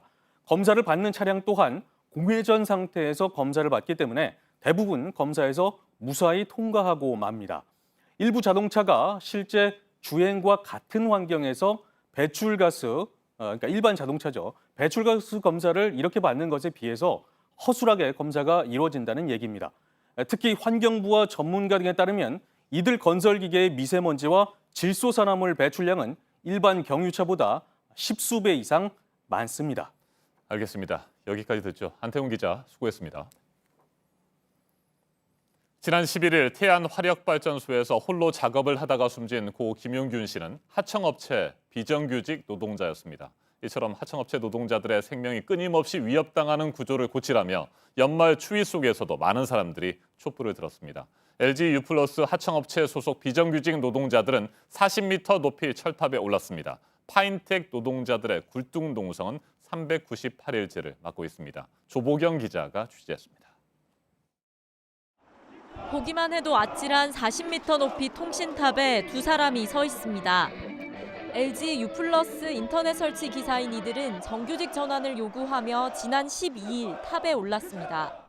차라리 쓰러져도 좀 높은 곳에 올라와서 많은 사람들께 우리 억울한 노동자들의 이야기를 전하고 싶다. 사방이 다 뚫려 있는 통신탑. 제대로 다리를 펼 수도 누울 수도 없습니다. 비닐을 겹겹이 막아 겨우 임시거처를 만들었습니다. 중계기가 많이 달려 있고요. 바닥에 보시면 이렇게 케이블도 깔려 있어서 바닥이 울퉁불퉁해요. 바람이 심하게 불 때마다 혹시 탑이 넘어가진 않을까 두려움에 떨기도 합니다. 그러나 이들이 가장 무서운 건 바람도 강추위도 아닙니다. 우리가 요구하는 이런 요구 사항들이 관철이 안 되면 어떻게 되나. 지상에 남은 300명의 동료들이 원하는 것 또한 같습니다. 하청업체가 아닌 본사가 직접 고용하란 겁니다. 정리해고로 일자리를 잃은 파인텍 노동자들은 발전소 굴뚝위로 올라간 지 1년하고도 약 한 달이 됐습니다. 굴뚝위 현수막은 빛이 바랬고 천막 위엔 오늘 새벽 내린 눈이 쌓였습니다. 오전 10시와 오후 5시 하루 2번 동료들이 올려보내는 음식으로 끼니를 때웁니다. 이들의 소원 역시 일터로 복귀해 안심하고 일하는 겁니다. 현장으로 돌아가서 일하고 싶은 마음이 제일 크죠. 영하로 떨어진 날씨에도 노동자들은 여전히 생존을 건 사투를 벌이고 있습니다. JTBC 조보경입니다. 터키에서 아침 시간에 200여 명이 탄 고속열차가 기관차와 부딪히면서 탈선하는 사고가 나서 지금 사상자가 계속 늘고 있습니다. 현재까지 9명이 사망을 하고 80명이 넘는 사람들이 다친 것으로 전해졌습니다. 김혜미 기자입니다. 충돌한 열차 2대가 완전히 뒤엉켜 있습니다. 구겨져 형체를 알아보기조차 힘들 정도입니다. 역사 일부도 무너져 내렸습니다. 현지 시간 13일 오전 6시 반쯤 터키 수도 앙카라에서 터키의 고속열차 YHT가 충돌 사고를 일으켰습니다. 앙카라를 출발한 열차는 8km 떨어진 마산디 지역에서 선로를 점검하던 기관차와 부딪혔습니다. 충돌 후 탈선한 열차는 그대로 보행자들이 오가는 통로 교각을 들이받았습니다. 사고 열차엔 206명이 타고 있었습니다. 부상자 가운데 중상자가 포함돼 있어 사망자가 늘어날 가능성도 있습니다. 현지 당국은 구조견을 동원해 쓰러진 객차 아래까지 수색하고 있습니다. 사고의 원인은 아직 확인되지 않고 있습니다. 앙카라시 당국은 왜 두 열차가 같은 선로에 있었는지, 사고 당시 속도는 어땠는지에 대해 조사 중이라고 밝혔습니다. 터키는 2009년 처음 고속철도를 개통하고 관련 인프라를 확장해왔습니다. JTBC 김혜미입니다. 구글과 페이스북 같은 해외 인터넷 기업들의 국내 매출은 그간 알 수가 없었습니다. 하지만 이번에 세법이 개정이 되면서 내년 7월부터는 이제 과세 대상이 되는데요. 일본 정부도 글로벌 IT 기업들에 대한 규제를 본격적으로 검토하고 있습니다. 백종훈 기자입니다. 일본 정부가 구글과 애플 등 글로벌 IT 기업을 감시하는 조직을 만듭니다. 해외 IT 기업들이 일본 업체에 과도한 수수료를 매기거나 계약을 일방적으로 변경하는 갑질 행태를 보이고 있다는 판단에서입니다. 일본 정부는 이들 업체에 중요한 계약 내용을 공개하게 할 계획입니다. 우리나라도 글로벌 IT 기업에 추가 세금을 부과합니다. 최근 국회에서 부가가치세법 일부 개정안이 통과돼 국외 사업자의 전자서비스 제공이 내년 7월부터 과세 대상이 됩니다. 구글은 한국에서 2016년 어플리케이션 사업 등으로 4조 4,600억 원의 매출을, 유튜브로 4천억 원의 광고 매출을 올린 것으로 전해졌습니다. 정부는 조세 조약 등을 살펴 글로벌 IT 기업에 법인세도 매기는 방안을 검토하기로 했습니다. EU는 일정 규모 이상의 글로벌 IT 기업에 매출액의 3%를 세금으로 매기는 방안을 추진하다가 미국의 반발로 한 발 물러선 상태입니다. JTBC 백종훈입니다. 영화 레미제라블이 한창 화제가 됐을 때 여러 재미있는 패러디들이 나왔던 기억이 납니다. 최근에 선풍적인 인기를 끌고 있는 영화죠. 보헤미안 랩소디도 패러디 영상들이 속속 나오고 있는데요. 강나연 기자가 소개해드리겠습니다.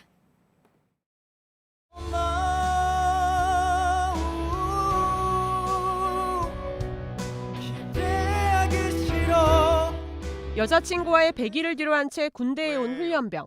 왜요? 빨간 모자 왜요? 조교의 지시에 요. 자신도 모르게 왜요? 한마디 내뱉습니다. 왜요? 훈련병! 700만 관객을 넘어선 영화 보헤미안 랩소디를 흉내낸 이 영상은 5년 전 영화 레미제라블을 패러디해 큰 호응을 얻은 공군에서 만들었습니다. 마이크 대신 물걸레 봉을 잡은 채 냄비를 드럼 삼아 거실에서도 편의점 계산대에서도 한겨울 속옷바람으로 노천극장에서도 사람들은 곳곳에서 영화 장면을 다시 기억하고 추억하느라 분주합니다. 예전만큼 극장을 찾지 않던 젊은 세대들이 이번만큼은 영화라기보다 콘서트를 본 것 같다며 독특한 극장 체험을 공유했습니다. 여러 번 다시 보거나 극장에서 노래를 따라하는 싱얼롱 관람 열풍같이 열심히 보는 수준을 넘어 직접 흉내내며 영상으로 만드는 단계까지 영화 팬들의 애정 표현 방식은 적극적이고 또 점점 다채로워지고 있습니다. JTBC 강나현입니다.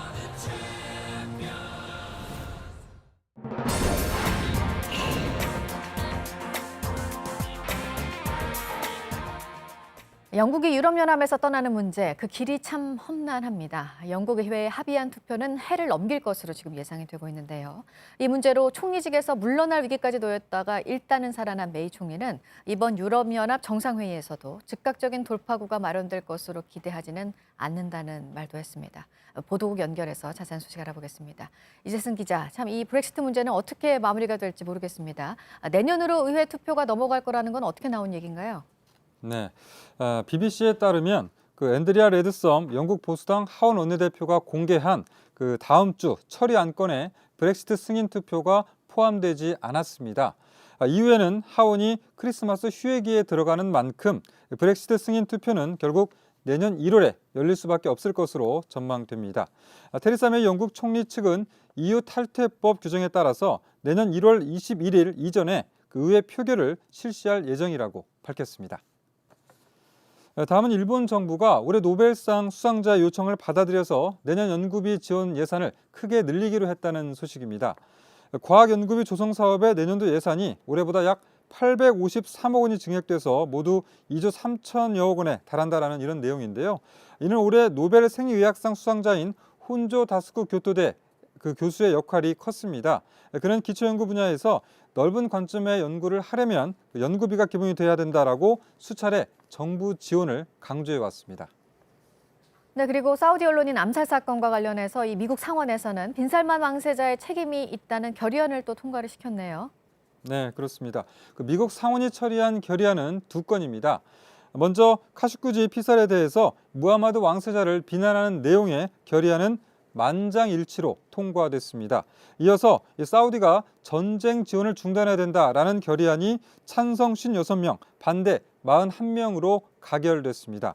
그러나 상원을 통과한 결의안이 하원을 통과할지는 조금 더 지켜봐야 하는 그런 상황입니다.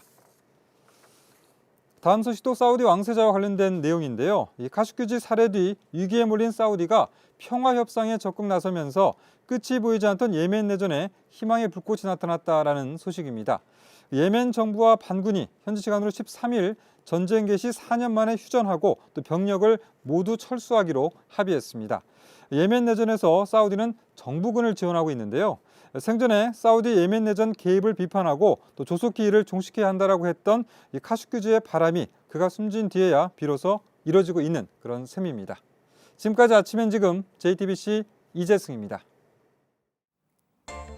금요일 날씨 키워드 알려드립니다.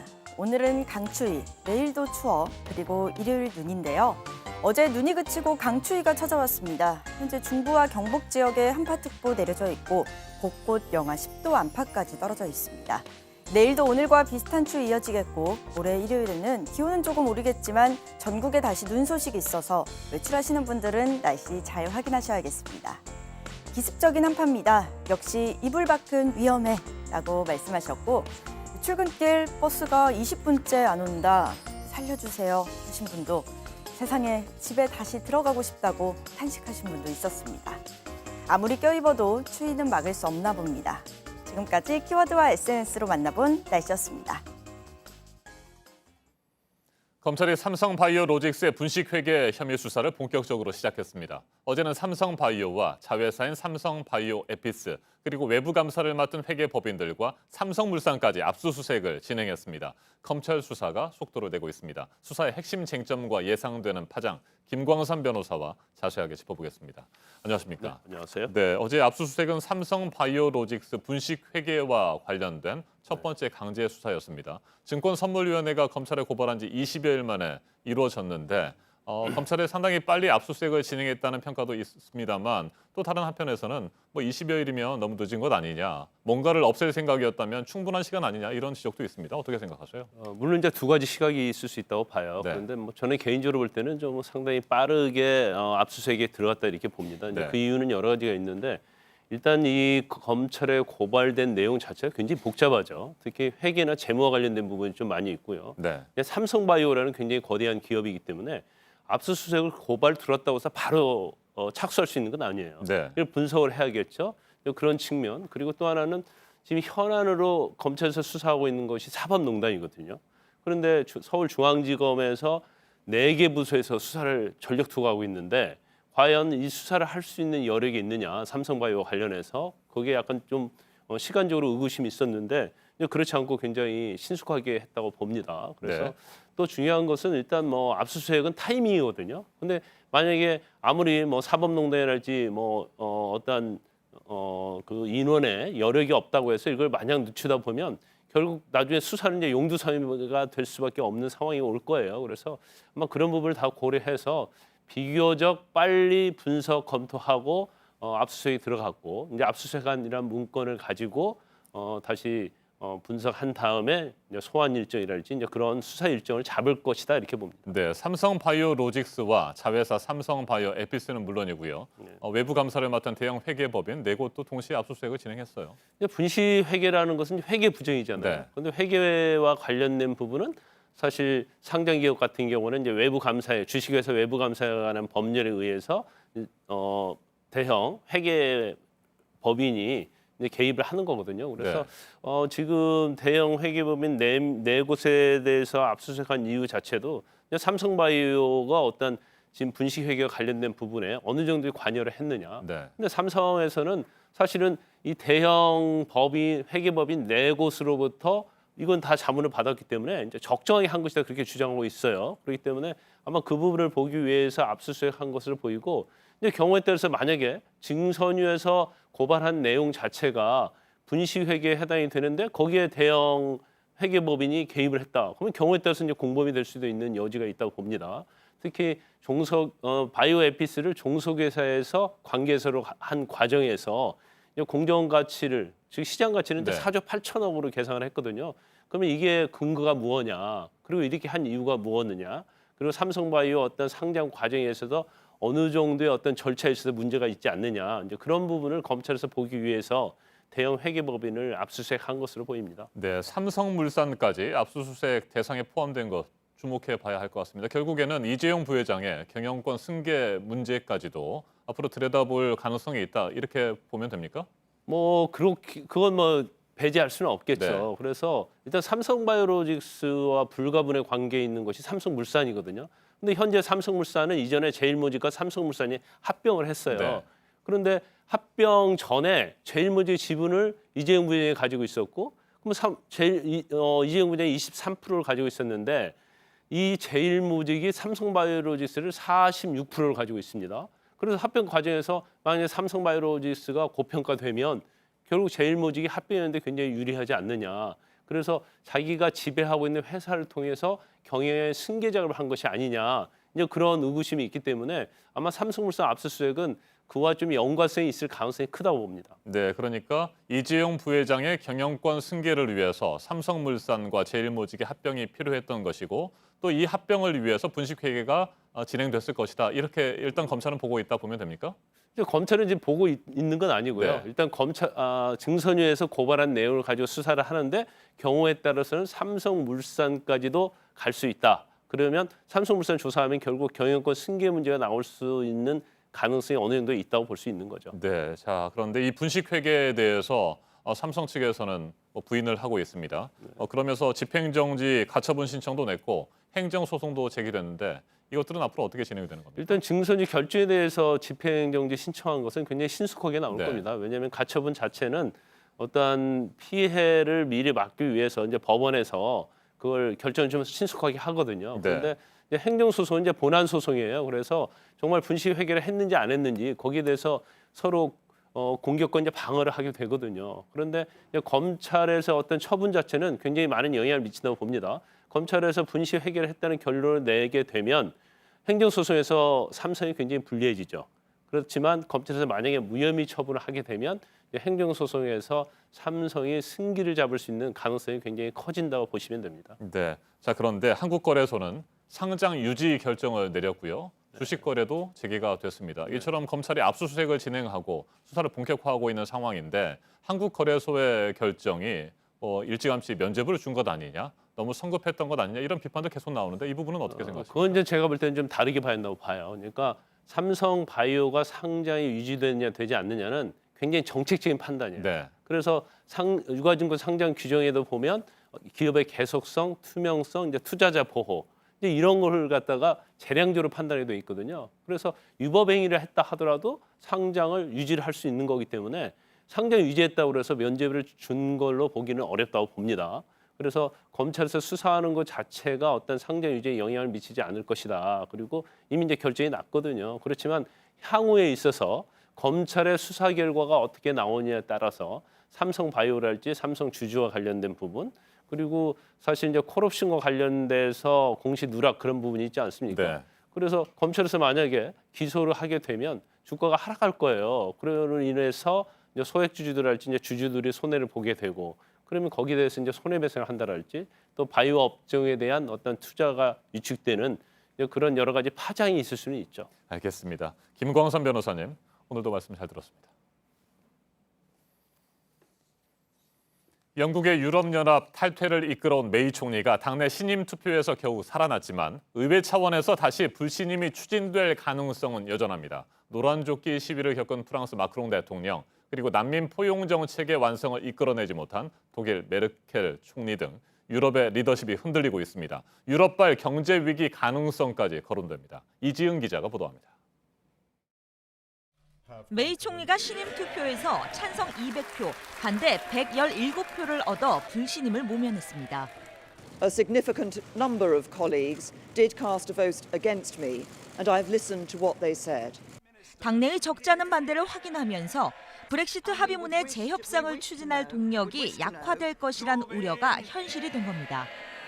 메이 총리는 현지 시간 13일 시작하는 유럽 정상회의에 참석해 설득 작업에 나서지만 결과는 회의적입니다. 국내 정치적 입지가 불안정해진 메이 총리에 대해 유럽연합 집행부와 주요 국가가 선뜻 협상에 나서지 않을 수 있기 때문입니다. 영국이 유럽연합과 아무런 협정을 맺지 못하고 내년 3월에 결별하는 노딜 브렉시트 가능성까지 제기되는 이유입니다. 그럴 경우 노동당이 의회에 총리 불신임안을 내 공세에 나설 수 있습니다. 프랑스와 독일도 불안하긴 마찬가지입니다. 마크롱 대통령이 노란조끼 시위대의 요구를 수용했지만 하락한 지지율이 상승할 기미는 없습니다. 메르켈 총리는 은퇴 선언까지 한 상황입니다. 로이터 등 외신은 유럽의 정치적 혼란이 전 세계의 경기 둔화로 이어질 수도 있다고 지적했습니다. JTBC 이지은입니다. 프랑스 노란조끼 운동의 파장은 유럽은 물론이고 아프리카와 중동으로 번지고 있습니다. 정부 정책의 피해가 서민층에 집중된다는 성난 민심이 수면 위로 올라오고 있는 겁니다. 스페인에서는 최저임금을 40년 만에 최대폭인 22% 인상하기로 했습니다. 튀니지에서는 빨간조끼 운동이 확산되고 있습니다. 어환희 기자입니다. 질렛 루즈를 앞세워 너도 나도 동참 의지를 밝힙니다. 프랑스어로 빨간조끼라는 뜻의 이 운동은 튀니지에서 소셜미디어를 통해 급속히 퍼지고 있습니다. 높은 실업률과 물가에 반발해 대규모 반정부 시위를 예고한 상태입니다. 아랍의 봄 8주년을 앞두고 시위 진원지인 튀니지의 긴장이 고조되고 있습니다. 지중해로 연결된 인접국 이집트의 경계도 커지고 있습니다. 영국 가디언은 이집트 정부가 일반 상점에서 노란조끼 판매를 금지했다고 전했습니다. 노란조끼 시위의 메시지는 유럽 국가들에겐 경제 현실로 다가왔습니다. 마크롱 정부가 내년 최저임금을 월 100유로 올리겠다고 발표한 데 이어 스페인은 내년 최저임금을 22.3% 올리기로 결정했습니다. 작년 인상률인 4%의 5배가 넘습니다. 스페인은 현재 프랑스보다는 최저임금이 낮지만 그리스 등 다른 남유럽 국가들보다는 높은 편입니다. 최저임금 인상이 유럽 국가 전반으로 퍼질 수도 있다는 분석이 나오는 이유입니다. 블룸버그는 유럽 일부 국가의 재정 위기 가능성을 진단했습니다. JTBC 어환입니다.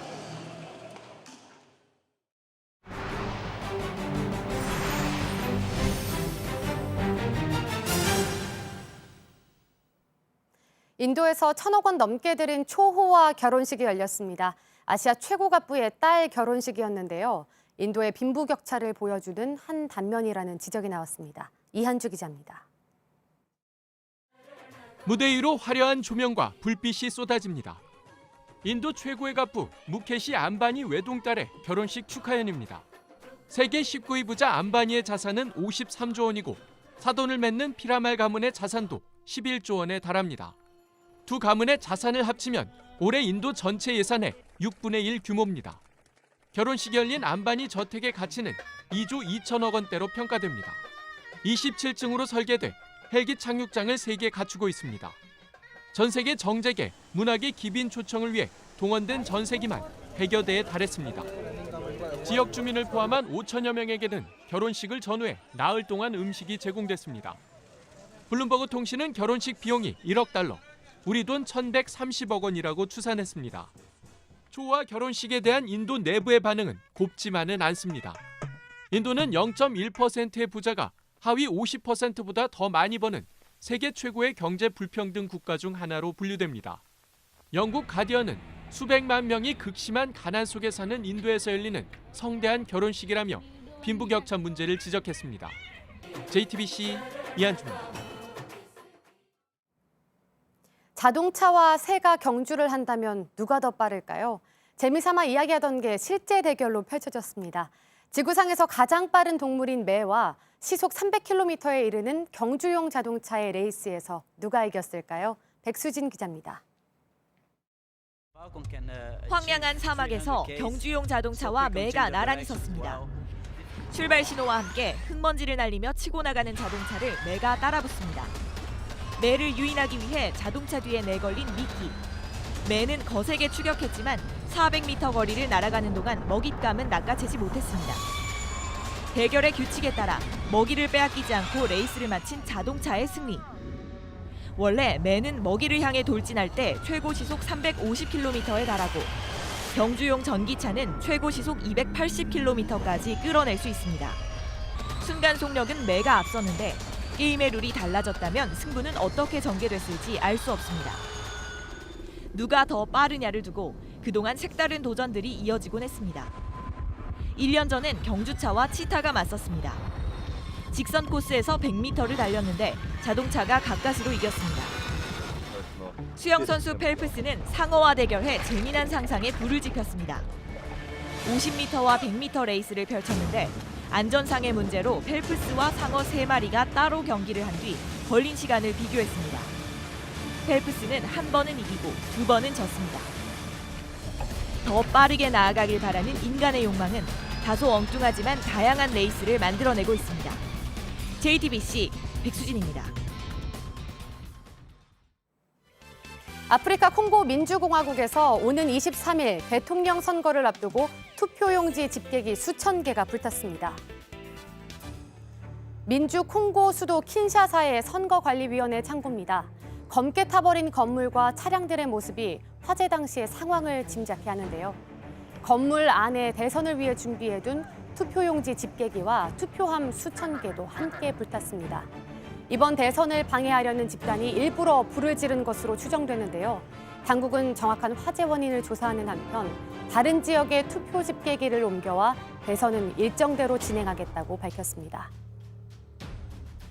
괴한의 총격에 이스라엘군 2명이 숨지고 1명이 크게 다쳤습니다.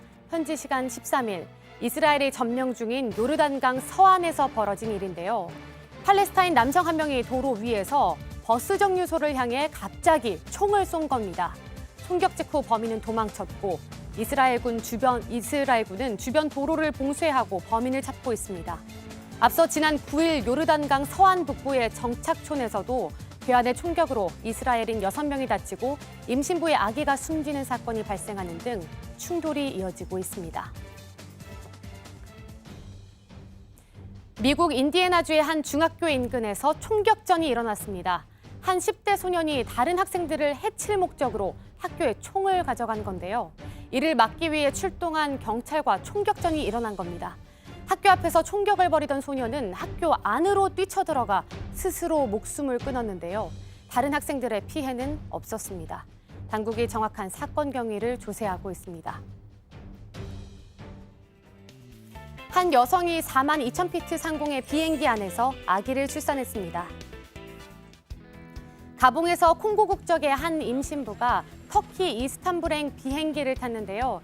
이륙한 지 3시간이 지났을 즈음 갑자기 진통이 시작됐습니다. 진퇴양난의 상황에 의사인 여성의 남편과 승무원이 출산을 도왔고 건강한 남자아이가 태어났는데요. 산모는 승무원들의 도움 덕분에 무사히 아기를 낳을 수 있었다며 감사 인사를 전했습니다. 헤어 롤러 안에 들어있는 건 살아있는 작은 새입니다. 미국 존 F 케네디 국제공항에서 가야나 국적의 한 남성이 새 70마리를 헤어롤러 안에 숨겨 밀반입하려는 걸 압수했는데요. 이 새들을 이용한 도박판에 팔려던 것으로 추정하고 있습니다. 당국은 남성을 가야나로 되돌려보냈고 새들은 검역소로 보내 조류 인플루엔자 바이러스가 있는지 검사하고 있습니다.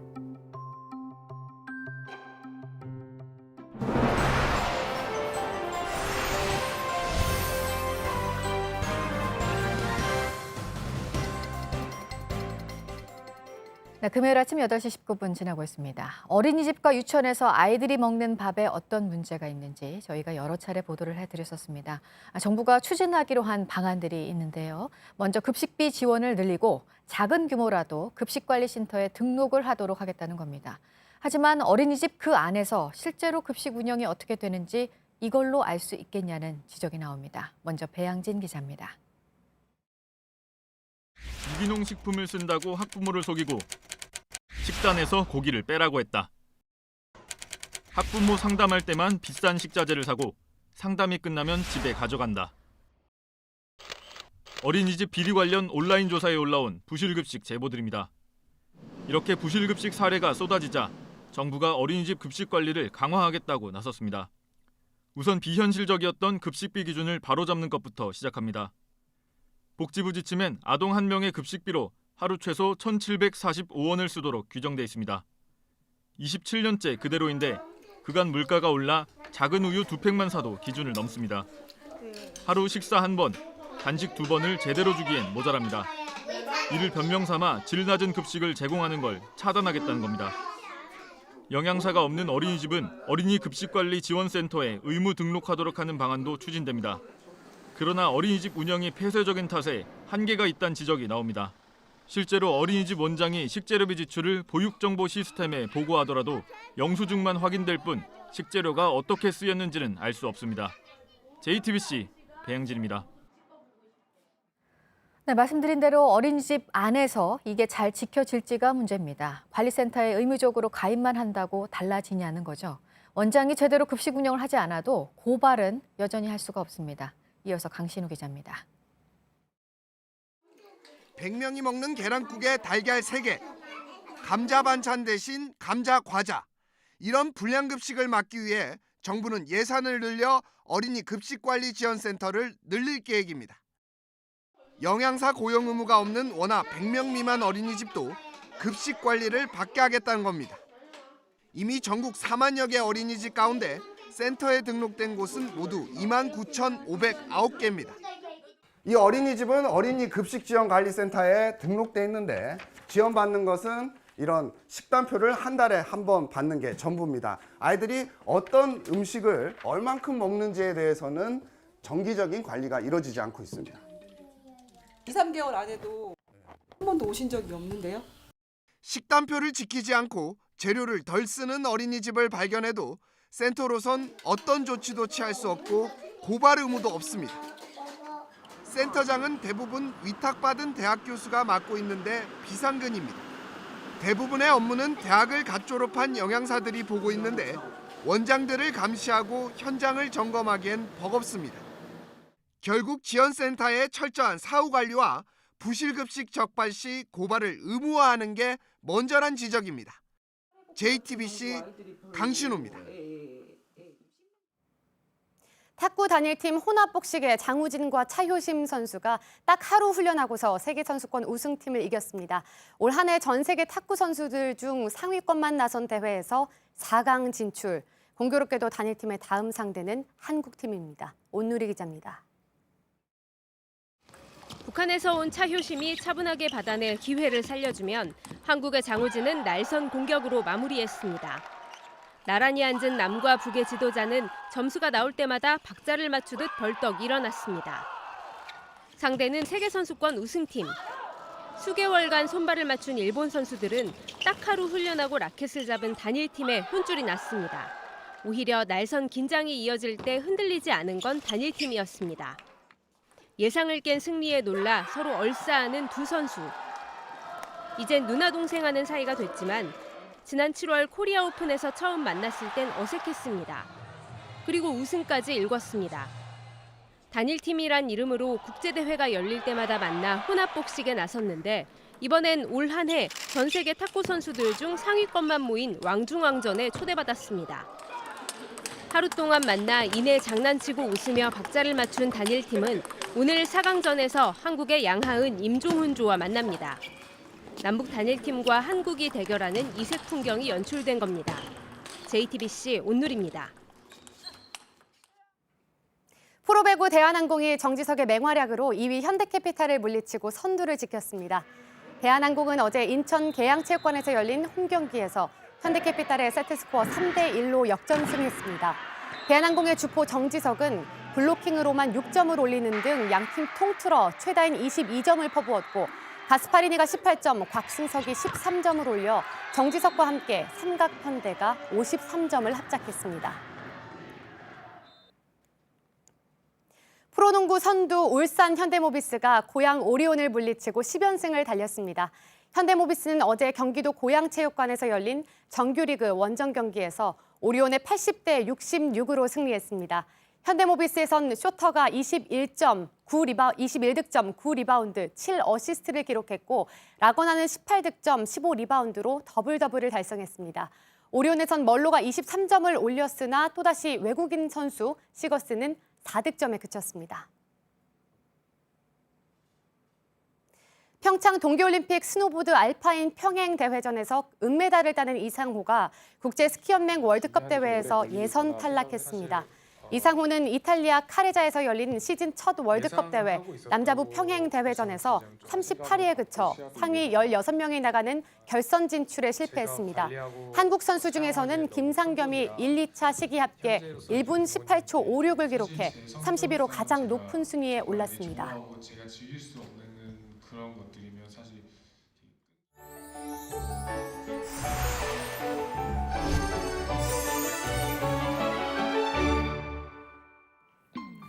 출근길 강추위가 기승입니다. 현재 중부 내륙과 경북, 전북, 무주에는 한파주의보 발효 중이고요.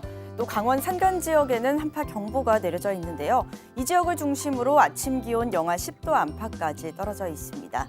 강원 산간 지역의 대관령은 영하 20도까지 떨어지는 등 추위가 더욱 맹렬합니다. 내일도 오늘과 비슷한 수준의 추위 이어지겠습니다. 또 일요일 아침 기온은 조금은 오르겠지만 낮 기온은 평년 수준을 밑돌겠고요. 전국에 다시 눈과 비 소식이 있습니다. 오늘 전국이 맑겠지만 울릉도와 독도에는 구름이 많고 종일 눈이 쏟아지겠습니다. 대설 경보가 발효 중인 가운데 내일 새벽까지 최고 10cm가 더 쌓이겠습니다. 현재 기온 보시겠습니다. 현재 서울이 영하 8도, 춘천이 영하 12도, 또 전주와 창원이 영하 3도까지 떨어져 있습니다. 북한도 영하 5도에서 영하 18도의 기온 보이면서 강한 추위가 찾아왔습니다.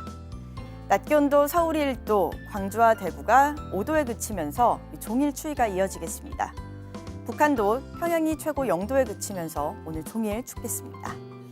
내일도 하늘은 대체로 맑겠지만 수도권에서 미세먼지 농도가 다소 높겠습니다. 이번 강추위가 물러가면 다음 주부터는 낮 기온도 서서히 오르겠습니다. 기상정보였습니다.